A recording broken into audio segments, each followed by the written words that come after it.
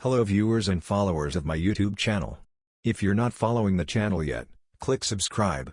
Today I will show you how to get a list of directories using the command prompt command. I am currently in the How to folder on drive C. Now I will open a command prompt by typing CMD and pressing enter. After the command prompt opens, it is visible that I am in the How to folder on drive C. I want to output the subdirectories of this directory to the screen. I'll type the command tree and press enter. The command will display all the subdirectories of the How to directory. As you can see on the screen, the subfolders dir1 and dir2 were output. dir1 contains the subfolder subdir1 and dir2 contains the subfolders subdir2.1 and subdir2.2.